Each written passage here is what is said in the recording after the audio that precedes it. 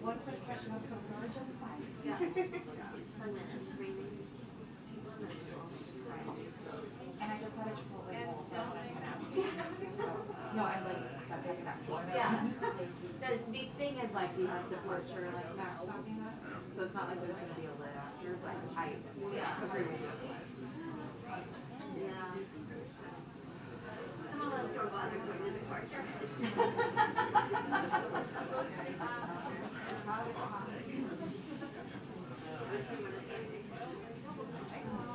Yeah.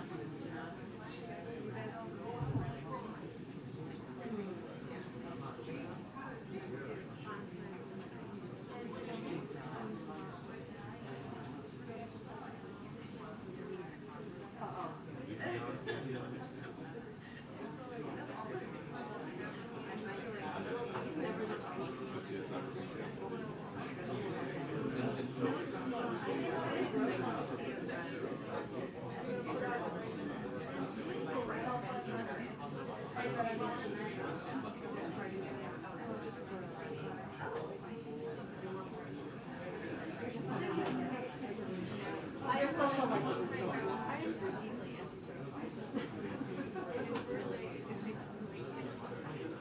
Like actually getting invited to classes.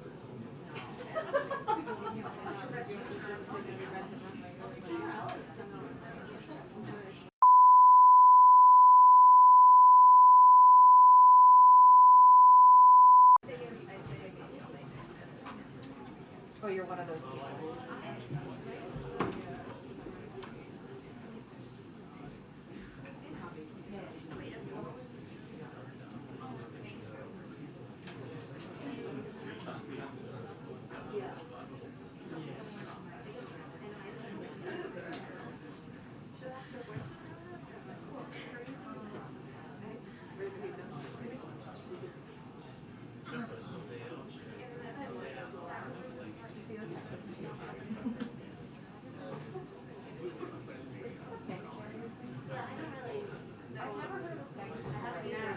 Well, but apparently Jim Cramer recommended it, like, as a buy, like, so you should definitely not buy it.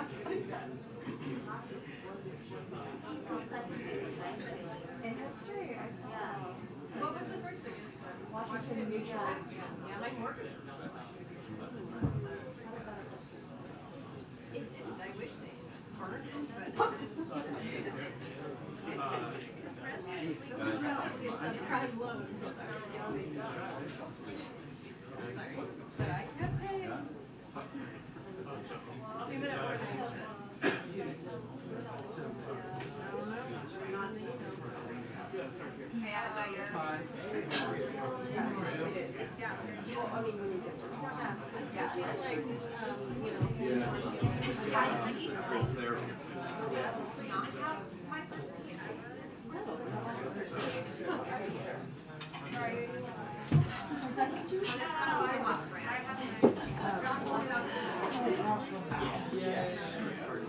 Archer.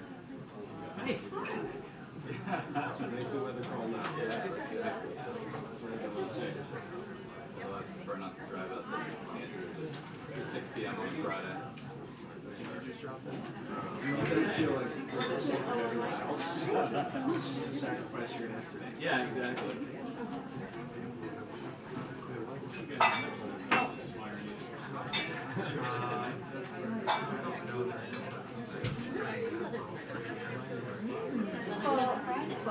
Yeah, let's see.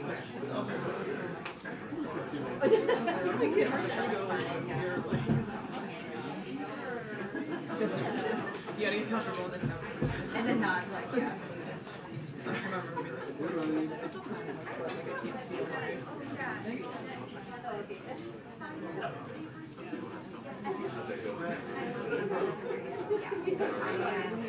Oh, no,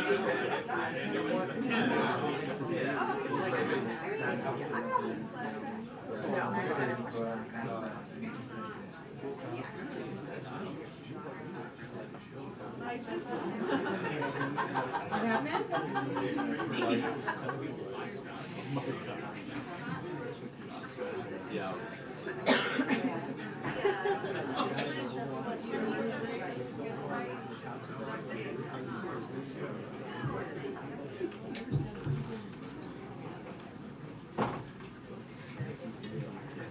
Okay, good afternoon, everybody. Come on, happy Friday. We made it. Okay, so joining us today are two critical members of the President's Economic Team and Cabinet, CEA Chair Cecilia Rouse and OMB Director Shalanda Young. They need no introduction and have joined us in the briefing room before. And so I'm going to keep it short, but a couple of things I do want to say at the top about the two of them. Chair Rouse has led the Council of Advisor for 2 years as of Sunday. This is her third tour of duty at the White House, and she previously served as Dean of the Princeton School of Public and International Affairs. She is also the first Black woman to be CEA Chair. Director Young has similarly led the Office of Management and Budget for almost 2 years.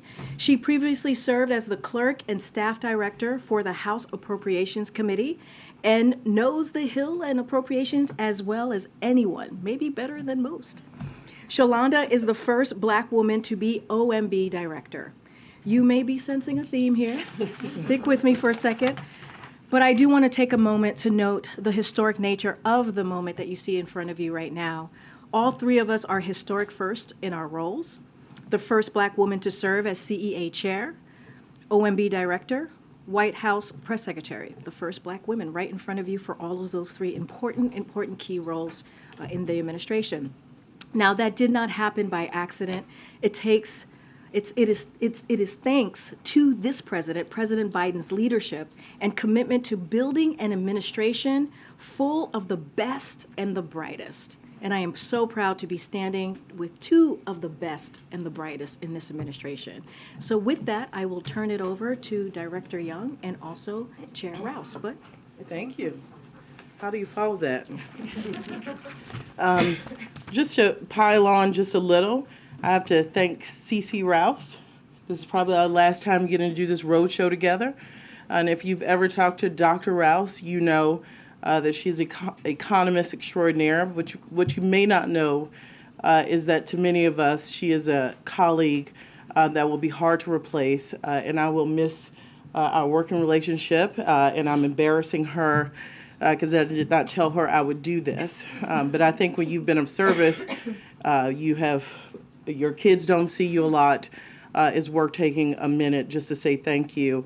And I know the president will have much more to say later, but I, as a colleague, just want to say thank you for your friendship. And just in case you all didn't see, the president rolled out his budget, his third one, on yesterday, and it's built around 4 key values. First, giving families more breathing room. What does that mean? We're talking about lowering prescription drug costs, lowering healthcare costs, lowering housing costs, lowering college costs, and lowering child care costs. And if you have a child in daycare anywhere around here, you will understand why families need that breathing room. Second, the budget protects and strengthens Medicare and Social Security, all while some congressional Republicans have threatened to cut them. The president has been crystal clear. These are more than programs. They are promises to American seniors. That's why the budget extends the life of Medicare Trust Fund by at least 25 years and rejects any effort to cut Social Security benefits. That is off the table, full stop. Third, this budget invests in America, boosting American manufacturing, making our communities safer, strengthening our national security, cutting taxes for working families, and much more. That's the way you grow an economy from the bottom up and the middle out. And fourth, this budget reduces the deficit. Remember, this is not new to this president. He cut the deficit by $1.7 trillion his first 2 years in office. And the Inflation Reduction Act will reduce the deficit by hundreds of billions more. This year's budget will reduce the deficits by nearly $3 trillion over 10 years by asking the wealthy and big corporations to begin to pay their fair share and by cutting wasteful spending on special interests. That includes by reforming our tax code to ensure no billionaire pays a lower tax rate than a teacher and a firefighter in this country. That's a clear contrast with congressional Republicans. Look, they talk a lot about cutting deficits, but let's get a few things straight today. Under the previous administration, they passed a $2 trillion unpaid for tax cut that was skewed to the wealthy and big corporations that absolutely exploded the deficit. And over the past few months, they've pitched plans that would add an additional $3 trillion to the deficit over 10 years. Now this morning, we get another proposal from the House Freedom Caucus. Let's talk about what it says about what they value. This is a plan that would have devastating consequences for our national security, cut the legs out from the middle class, endanger community safety, hurt our seniors, and cost manufacturing jobs. And here is the kicker. For all the talks of deficit reduction and fiscal responsibility, this would reduce the deficit by $0, not a single penny. Also, tax cuts for the super wealthy can stay in place. So the contrast here is pretty simple. The president has laid out a detailed budget that will lower costs for families, protect Medicare and Social Security, and invest in America while reducing the deficit. And the very next day, congressional Republicans come out with a plan that would sell the middle class out in order to protect tax breaks for special interests and the super wealthy, while doing absolutely nothing to reduce the deficit. That's a debate we're eager to have. Thank you.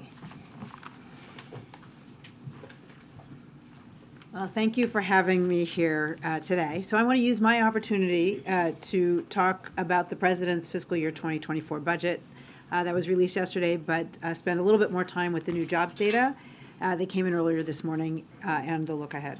So first I'll start with the budget. This budget builds on the solid economic gains of the first 2 years of this administration. The challenges faced by the American economy during these last 2 years have been extraordinary. The dual human tragedies of COVID-19 and Russia's unprovoked war against Ukraine continue to reverberate through every facet of our country. Nevertheless, the U.S. economy has remained resilient. The United States ended 2022 with an economy that was 5% bigger in real terms than it was just before the pandemic, the strongest 3-year performance of any G7 economy. Further, this morning, we learned that the employment rose by 311,000 jobs in February, and that the labor force participation rate among private-age Americans rose 0.4 percentage points in January. It has not been this high since 2008. At the same time, we know that inflation remains too high. However, even there, we see signs of easing, as annual inflation, as measured by the CPI, has fallen for 7 months in a row. We'll receive updated data on that on Tuesday. Taken together, these data are consistent with a robust recovery, one that has put us on a solid position to continue on a path forward towards sustainable growth that is more broadly shared. So the President's 2024 budget builds on this growth in 2 very important ways. First, this budget is fiscally responsible, as Director Young just outlined. Second, the budget takes steps to further support our workforce and invest in human capital with policies such as paid leave and childcare that both increase our economic capacity and help to make it easier for workers to actually go to work and balance their responsibilities. So finally, a word about our budget forecast. So we finalized our forecast last November. Since then, data have become available, including today, and some of those data from 2022 and even earlier have been revised for technical reasons. So with every new release and revision of technical data, we've learned something new about the economy and have also revised our view of it. We've continued to learn a lot about just how unconventional this recovery has been. So I think that if you told most conventional macroeconomists last June that we were about to get 7 straight months of annual inflation reduction, they would have told us that the unemployment rate would have to rise over that time.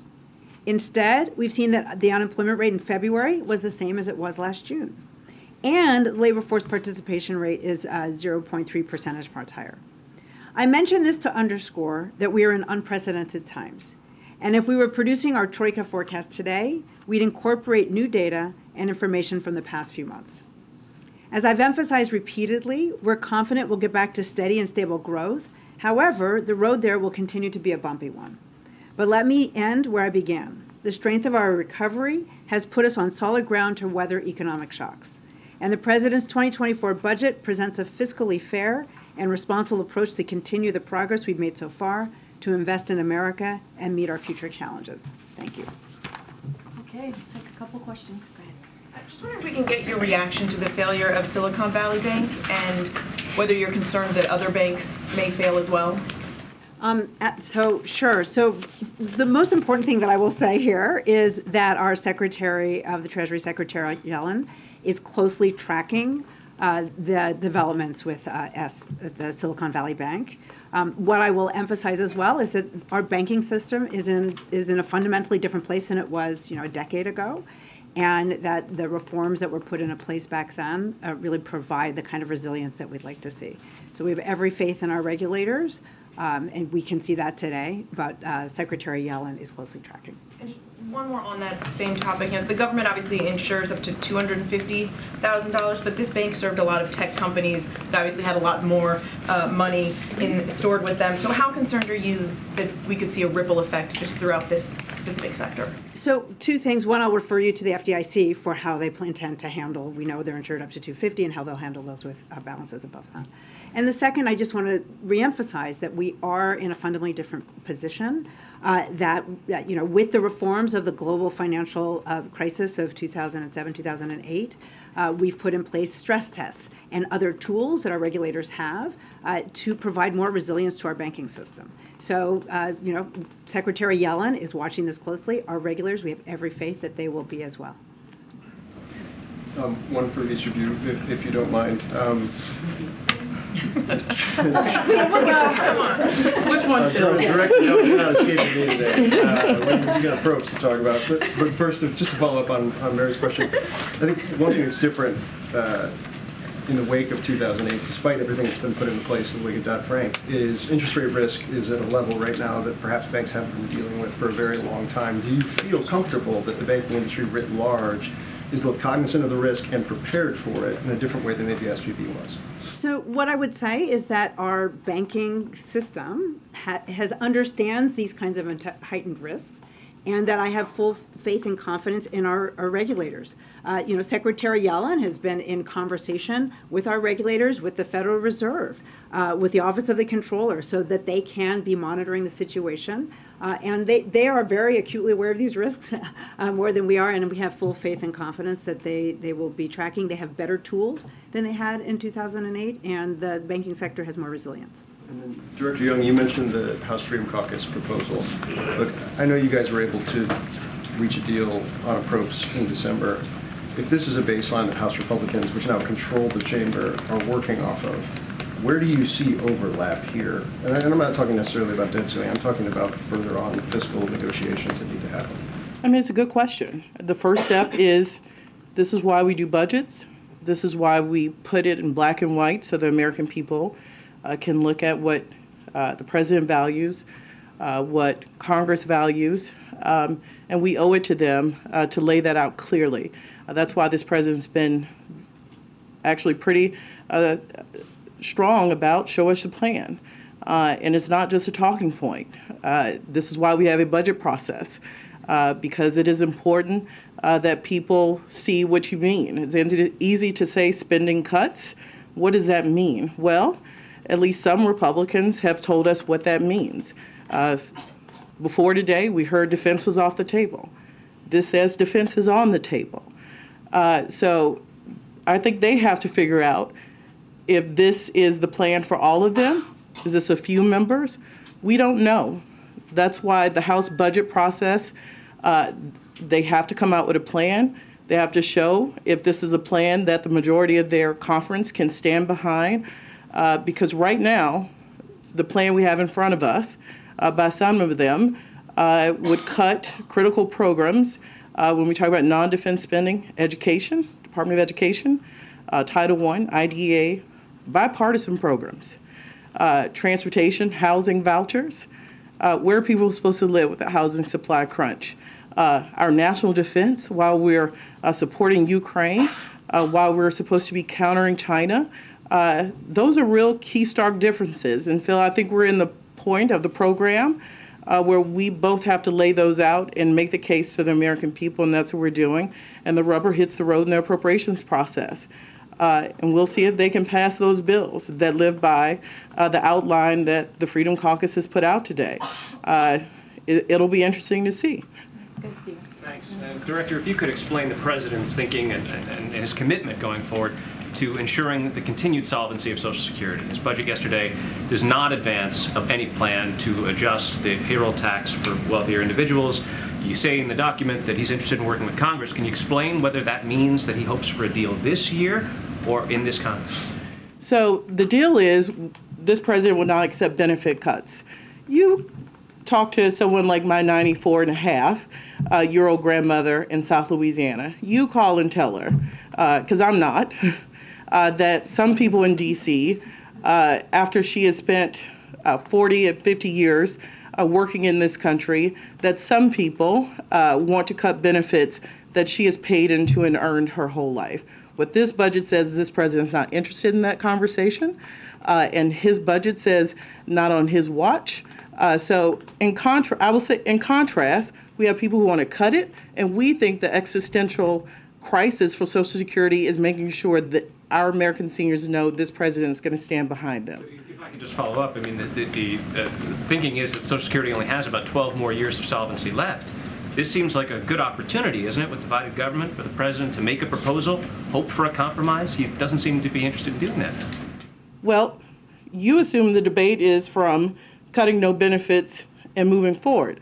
We're trying to protect the benefits that are there now. I wish we were at the point of the debate where we could sit down and come up with proposals to extend. Unfortunately, it is clear that some people want to go backwards. We're saying this president, which he has said over and over, will not accept benefit cuts in the Social Security program. So you're assuming all players are starting from the same place. They're not. And so this president has been very clear. His position is we will protect Social Security. The president is not making a proposal here to extend the solvency of Social Security. He's proposing not to accept any benefit cuts, but the Republican leaders say they're not proposing benefit cuts. Who are you going to listen to? You're going to listen to the Freedom Caucus, who put out something different than what other people are saying? What we've said is Mondays, one thing is said. Tuesday, another thing said. We'll know if that is an ironclad commitment. We hope it is. But until we see a plan, excuse us for wanting to see it in black and white and see that it's supported by the majority of the conference. Thanks. Just following up on that, in the budget you did spend a lot of time talking about your proposals for Medicare, expressing concern about Medicare solvency and claiming that the proposals that you're making will extend Medicare for another 25 years or so. So why no proposal for extending Social Security's solvency, which is almost as dire? So one, thanks for bringing up Medicare. You're right. We do have a proposal that would extend the life by at least 25 years. And we hope our friends on the Hill will take us up on those proposals. And I've been very clear, and the president has. We believe the greatest existential threat to Social Security today is those who want to cut it. So our position, his position is that is not on the table, not on his watch, and that's what this budget says. So will the president have a proposal in the future for extending Social Security's lifeline so that people like your grandmother will be able to get their full benefits come 10, 15, 20 years from now? I hope she's with us that long. I really do. But what this president will do is make sure he is a backstop and will stop attacks on the program from people who want to cut it. I want to follow up on that, but about Medicare. The proposal to keep Medicare solvent includes increasing taxes, which is something that Republicans have called a non-starter. So given that, where are the conversations happening about keeping Medicare solvent, given that it is dire and expected to run out in a matter of years as well, the trust fund? So remember, the budget writ large, this is a start of a conversation. This is a... So budgets, this is the president's job. His job is, and Congress told all presidents, send us a budget. Show us what you would do, what you value. This president has done that. Now, it was his choice to put forward proposals that extended Medicare, and he'll work with anyone who wants to work with him to do that.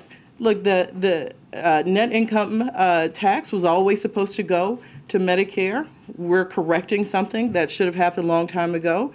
Are we asking those making over $400,000 to pay more? We are, to extend, and it has a dual benefit. It not only extends the trust fund life, it helps us reduce the deficit. So we think it's a good proposal, and we hope people take us up on it. I want to follow up with you on the debt limit. The president has been very clear he's not going to negotiate over increasing the debt limit.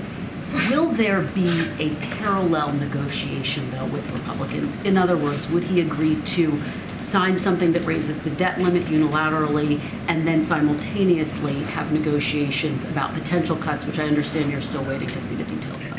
Yeah, I've really tried in 20 years not to deal in hypotheticals in this town. That is a good way to get oneself in trouble. And I've been in a lot of funding debates over the years. They end differently every year. But guess what? They happen every year. So I know there's a lot more rhetoric around it with a new House majority, but we just worked together and beyond, and most critics thought we could not find a path on a bipartisan basis in December, and we did. But is this a possibility, though? I understand you don't want to lock yourself into a hypothetical, but is it a possibility that you would have parallel negotiations? I will say we talk, Democrats and Republicans, every year. That is the only way to get government spending bills done. So that happens every year, and we expect it to happen this year. Can I ask you one more on S&P? It is the 19th largest bank in the U.S. It went down in about 40 hours. What do you say to Americans who have real concerns today about their hard-earned savings and money?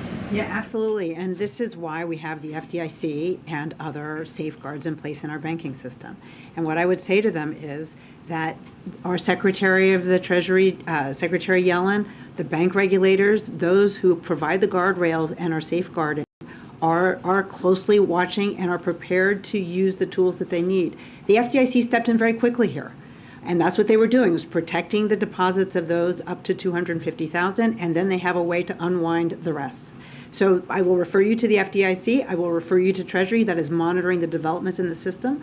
But what I will say to you is our banking system is far more resilient than it was in 2008. We learned a lot.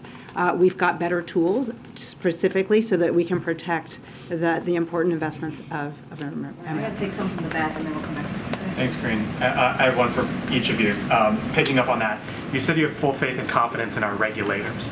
Regulators are those that work for the government. Do you have the full faith and confidence in the banking system writ large? Our banking system is fundamentally different because of the changes that we put in place in 2008. For example, they have to hold more capital. They undergo stress tests. So we know that we had to build more resilience into our banking system, which allows it to withstand these kinds of shocks. So I do have faith that we have the tools for this sector and for our regulators to be able to absorb. But this is what we know today, but we do know that our banking system is in a fundamentally different place. Don't worry about the contagion effect. Again, we put in guardrails, and our regulators have much more visibility into the banking sector than they did a decade ago. And then for Director Young, there's been a lot of talk in this room over this week and then last week as well about Mexico and how to deal with cartels, transnational trafficking, etc. There was additional money thrown into the budget, $800 million worth for ICE and CBP, more agents along the border, more money to take on fentanyl, etc. Is it an acknowledgement from the president that more needs to be done along the southern border and more needs to be done taking on these cartels? Look, the president has been clear. He has asked the Secretary of Homeland Security to let him know what is needed. And that's why we're putting forth a robust request in fiscal year 24. But you're right, in December, the president told Congress, I need more than I originally asked of you months before. And Congress gave us about half of what he asked for.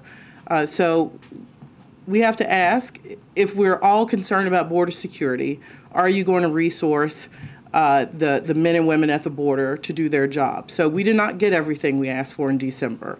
We're going to try again with this budget. We're asking for about $880 million more in CBP. We're asking for $4.7 billion in a contingency fund, acknowledging migration patterns change. So we're going to have triggers. If encounters hit a certain level, we'll access more money. We think that's a responsible way to fund this.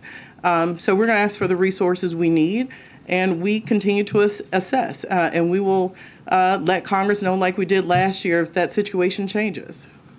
Yeah. So I'm going to ask about the other thing today, the jobs report, if I could. So the average hourly wages in the jobs report is up 4.6%. The CPI inflation is 6.4%. Inflation has been outpacing wages for about a year and a half. When can Americans expect that to reverse, relief from that? So we did see that on an annual basis, we saw some wage the nominal wages went up lower than what we expect. We don't have the CPI report for this month, but based on what we had in January. But I will highlight that real wages in January were higher than they were 7 months ago. So we understand that inflation needs to come down. It's why it's the president's highest priority. We just got the blue chip forecast, was just released today from blue chip forecasters. They're expecting inflation to be easing to about 3.2% at the end of this year. We know that that is why it's so important for the Federal Reserve to have the independence. It is why the president is focused on lowering costs in his budget through the Inflation Reduction Act for Americans when it comes to health care, when it comes to child care, when it comes to higher education. But we are expecting to see this economy, with the labor market is robust. We're expecting to see inflation ease over the year. There may be bumps along the way, however. We know that we can't focus on any one month, but that is what most forecasters are expecting. And on jobs, real quick, on jobs, manufacturing lost 4,000 jobs. With the focus on manufacturing here, what happened? So again, yes, but we had 1 month, and we don't like to focus on any 1 month. And if we look at the manufacturing growth overall, they're higher today than they were almost 2 years ago. We've seen more manufacturing growth in the last 2 years than we have in previous recovery cycles. Again, I want to emphasize it's really important not to over-focus on any 1 month of data. But if we go back to the president's policies, if we look at the bipartisan infrastructure law, the CHIPS and Science Act, those are even the Inflation Reduction Act in terms of the transition. All of those are going to bring the kind of manufacturing jobs that we know are so important to both rebuilding the infrastructure in this country, which is very important for building our economic growth, building our economic capacity, and will offer those kind of manufacturing jobs which are so important for a lot of American workers, especially those without a college degree. Go ahead, Phil. Thank you. I have 2 questions for Director Young. The first is, for the Pentagon, the president is requesting $842 billion. That's a 3.2% increase from last year, but inflation is at 6% currently. So how is that not a cut in real terms? So remember, it matters what we spend the resources on. This defense budget was built on the National Defense Strategy. As you can imagine, we tend to get from Congress a lot of things that this administration did not prioritize. So frankly, we had room in the base in which to prioritize to make sure we were taking care of the highest priority items for our national defense.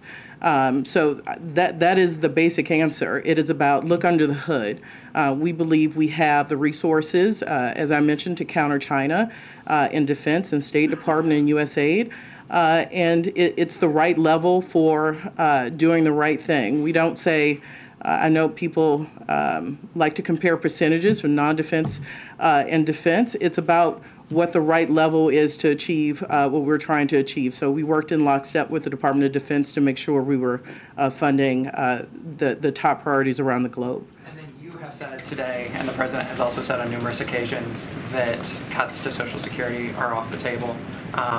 I'm wondering, though, for folks who are planning on retirement after 2035, when the Congressional Research Service estimates that that program could be approaching insolvency, for folks who are expecting to retire, in the next decades ahead, what is the president's message to them? Can they rely on this program? Will it be around for them after they pay into it? Remember, it's going to take bipartisanship in order to deal with longer-term issues here. And right now, unfortunately, the debate is centered around the current benefits in the program. We have some, Maybe it's not the case, but we'll see when their budget comes out. But we have some who have said they want to cut Social Security. That is why this president in his budget made very clear that he is not going to allow that to happen on his watch. And that's full stop. The quote, extinction level event for startups if regulators and lawmakers don't act quickly to give it some liquidity. So I'm wondering if the administration believes right now whether that kind of intervention is needed. I don't know if I'm supposed to say the word bailout, but what is the White House thinking on that? What I would say is that Secretary Yellen is closely tracking. She's closely in touch with Chair Powell, with the FDIC, with the Office of the Comptroller of the Currency. And so they are assessing the situation. They understand the importance of the stability within our financial sector. That is what their job is. And they have the tools that they need to ensure that we maintain stability in the financial sector. Francesca, just The president proposed 12 weeks of paid family and medical leave as part of his budget. What percentage of wages does he intend to replace, and how does he plan to pay for the proposed program? So thank you for that. When we talk about the president reducing the deficit by over $3 trillion, it assumes the investments in paid leave. It assumes the investment in child care. We believe that when we reform the tax code and ask the wealthiest in this country and large corporations to pay what nurses and firefighters pay in this country, that we can do things like paid leave. So those programs are already baked in. So our deficit projections, when we say the $3 trillion, it assumes that we have paid for a 12-week paid leave policy. So we think we can do those investments fiscally responsible by ensuring that we have fairness in the tax code. Given that in the past, lawmakers have discussed this for a very long time. They all, many Republicans and Democrats have said that they believe in a paid leave program. I think the key thing to leave here with is we've put a suite of proposals forward that have enough revenue, more than enough to do paid leave in the other proposals that the president has put forward. Because this president, rather than talk about fiscal responsibility, has actually put forward budgets that say we should pay for what we spend. And as a matter of fact, we should pay for what we spend and reduce the deficit at the same time. Great, thanks. First for Dr. Rouse, with regard to the jobs numbers today, are you concerned that rising interest rates is going to torpedo the progress in the labor market, and that there's a disconnect between how the Fed looks at this and how the White House looks at this? So what I would say is this: look, this jobs report. Yeah, that does sound different. This jobs report reflects that we have an economy that remains resilient, and the president respects the independence of the Fed and understands they have a dual mandate. So their dual mandate is both price stability and maximum employment. So I have full faith that they are focused on those two goals. What I will say is that the resilience that we see in this labor market defies expectations of traditional macroeconomists. And so we are, it's not foregone that we have to see, a big spike in unemployment in order to bring down inflation. As I mentioned before, I don't think any macroeconomist would have expected we would have seen the easing over the past 7 months that we've seen without seeing some give in the unemployment in the labor market. So, we fully expect that we know there will be bumps along the way, but we fully expect that we will see a transition to an economy that is more stable, and where there's more sustainable growth. And our forecast, the forecasts of private forecasters suggest that inflation should come down meaningfully over the course of this year, and we'll eventually get back to a more stable situation. Do you think rates are too high? So what I would say is that we see an economy that is quite resilient. And we still see, but we also understand that inflation is too high. So the Federal Reserve has to take the actions it needs to take. So we have the confidence that they will do that while also trying to achieve that soft or softish landing, which suggests that they will try to maintain the momentum in the labor market in particular, but in the economy, while bringing inflation under control. Just very briefly for Director Young, you've been asked multiple times about the future of Social Security, and most of your answers have focused on Republicans wanting to cut benefits now. Keeping that context in mind, will the president make a proposal at some time during his administration to help ensure that Social Security will exist for people who are retiring, as was already asked, in 10 years? So the president has supported proposals that would extend Social Security. He has not walked away from those proposals. I'll remind everyone this is the fiscal year 24 budget. It is 1 year. That does not mean that every policy that the president and then candidate supports will be reflected in one budget year. And he absolutely has supported policies that would extend Social Security. Right now, unfortunately, we believe the thing he has to protect against most is those who want to cut it. So you're right, this is about a contrast. And we're starting from a place of having to protect Social Security, so that is what is reflected here. Peter. Director Young, do you think there is any wasteful government spending? Peter, this is why we have $1.6 billion to go after fraud, mostly in the unemployment insurance area. You probably heard the White House talk about this proposal. It ensures, you've heard the president talk about making sure IGs stay on the beat. That is a difference from the last administration who fired some of our IGs. They go after wasteful spending and are very helpful pointing out to us in Congress what wasteful spending is. That is why you see that proposal to make sure that we go after fraud and waste in government programs and after crime syndicates who are abusing programs that should be there for those Americans who need it. So no, the criticism from Republicans in Congress is that this budget just makes the government too big. You don't think so? We would not have a $1.6 billion proposal to go after fraud and waste and crime syndicates if we didn't think that there was some reform and cops on the beat like the IGs needed. So I did not say that. I said we have a proposal in which to go after it. All right. Thank you. Thanks, guys. Thank you. Thank you.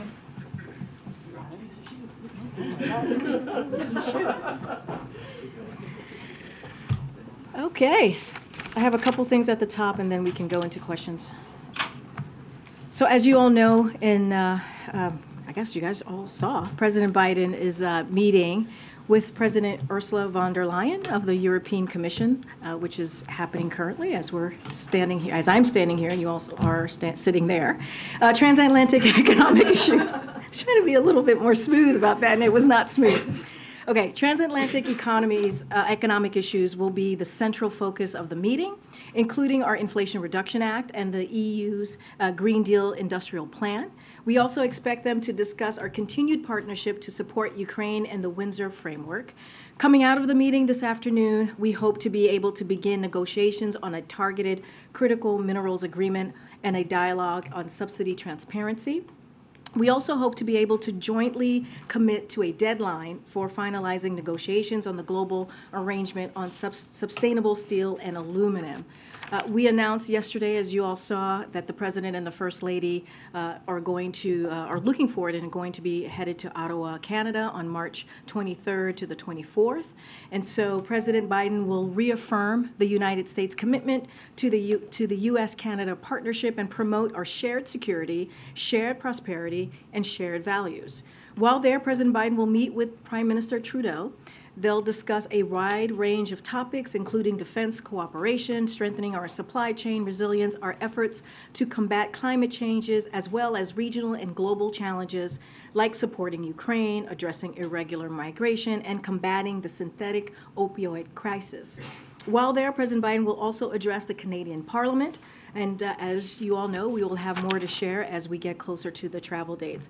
One thing that I wanted to share or speak to this afternoon is basically what we have seen this past couple of weeks. So I just want to take a step back a moment and really call out the shameful, hateful, and dangerous attacks that we have been seeing on the LGBTQI community, as we've seen this week, as I said, and also last week.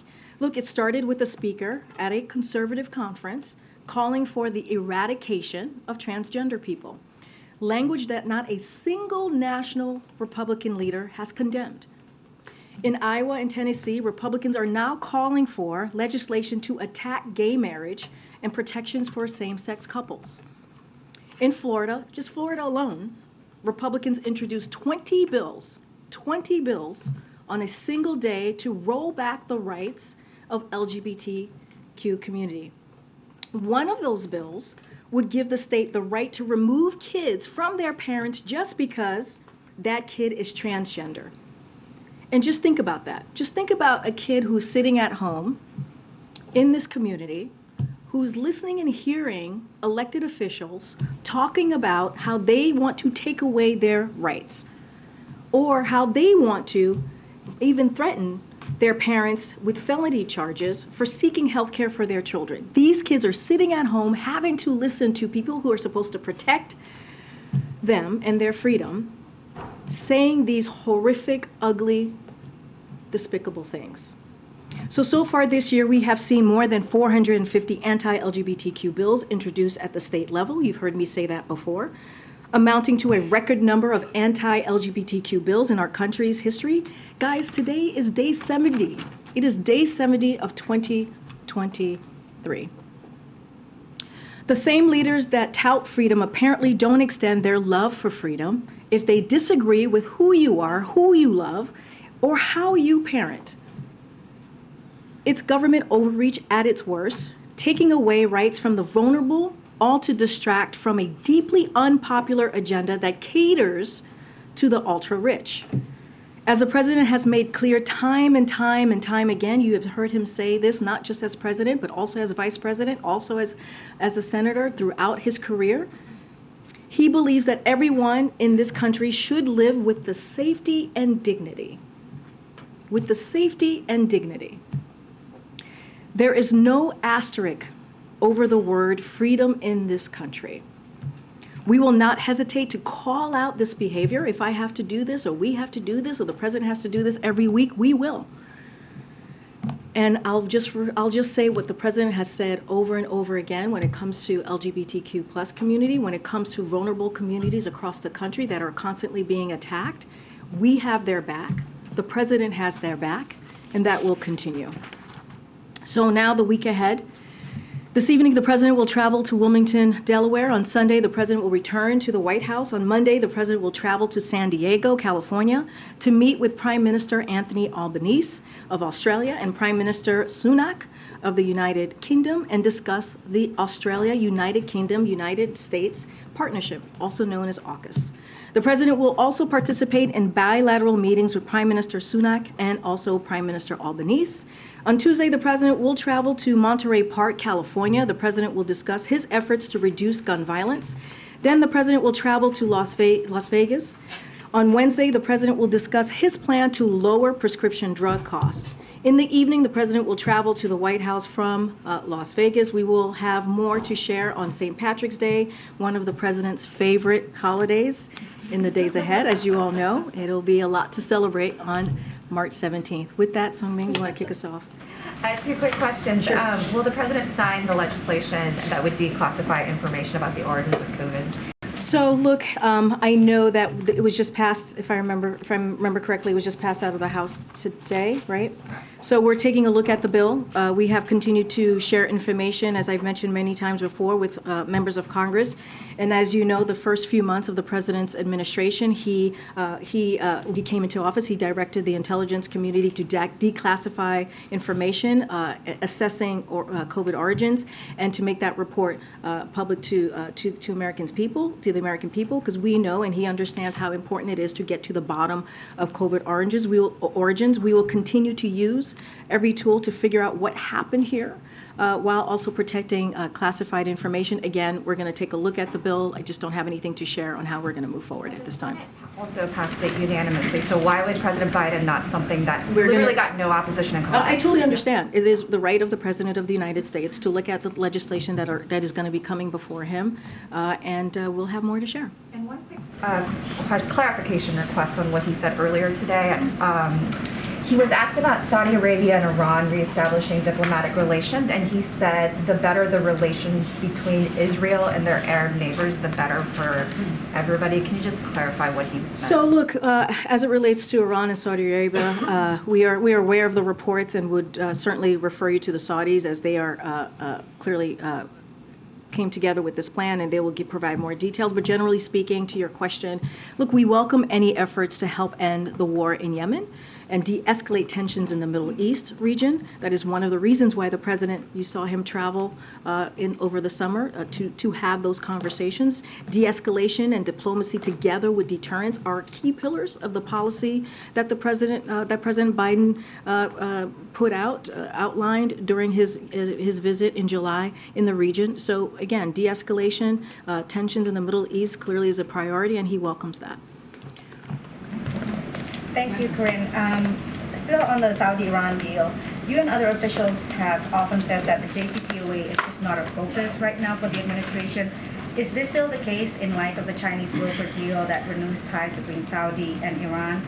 And should China be able to expand the Saudi-Iran deal to bring Iran to return to JCPOA? Would the administration support that? So our opposition, as we have stated the last couple of months, as it relates to JCPOA, has not changed. It is not our focus right now. It is not on the agenda, and I'll just leave it there. We've been pretty consistent on that, and so that hasn't changed. Okay, and just to follow up on Somin's question, did the president just misheard the question? I'm still confused with your explanation. I mean, there's no confusion. I just laid out how we feel about the de-escalating tensions in the Middle East. We've been very clear about that. The president laid out his plan during his trip, the pillars of the policy during his trip in July. It's just that hasn't changed, and that still stands. Okay. Karine, thanks. I just want to emphasize there's high interest in knowing if you will sign the bill to declassify the order of COVID. Do you think you'll get an answer by the end of the day? We're going to look at the bill. I can't give a timeline. That's something that our team here has to take a look at the bill that has, as you know, has been gone through Congress, and just take a look at it, and we'll get back to you all. I don't have a timeline on that. I want to follow up on the comments you made at the top, and you highlighted Florida as one of the places in which LGBTQI rights are under attack. Today, Governor Ron DeSantis said that Florida is where woke goes to die. He also said of the COVID response, we were right and they were wrong, in reference to this administration and the past one. Can you respond to any of that? Okay. Can you say the first one again, the first question? So, can you respond to Governor Ron DeSantis in Iowa today, who said Florida is where woke goes to die? So here's what I have to say. When Republicans, extreme Republicans, these MAGA Republicans, don't agree with an issue or with policy, they don't bring forth something that's going to either have a good faith conversation. They go to this conversation of woke. But that is not actually policy. What that turns into is hate. What it turns into is despicable policy. And it's just not the way we're going to move forward. This is not protecting freedoms. This is not having a good faith conversation on how we can move the country forward.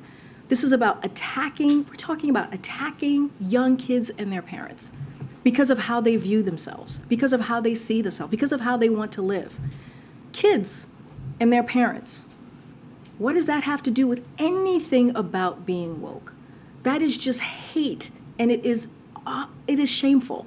It is shameful, and we're going to call it out. And like I said, the president is going to continue to say we have the back of that community, or any vulnerable community. Did you have any response to him saying we were right and they were wrong? Obviously, Florida, one of the states that lifted COVID restrictions on the earlier side. So let me just remind you all, and you guys wrote about this very early on in the administration, when this president walked in to this administration, thousands of people were dying of COVID. The last administration did not put forward a comprehensive plan on how we were going to deal with COVID, on how we were going to have shots in arms. This president, along with Democrats in Congress, passed the American Rescue Plan, which actually helped turn the economy back on because the economy was tanking, grow the economy so that we didn't leave anybody behind, got people shots in arms, made sure that vaccines were available for free to the American people, making sure that more than 200 million people got vaccines, became fully vaccinated. That's what this president did.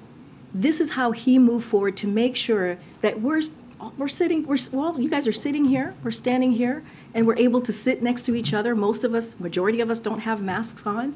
Many of us are able to, who have kids, our kids are back at school. When we came into this administration, schools were closed.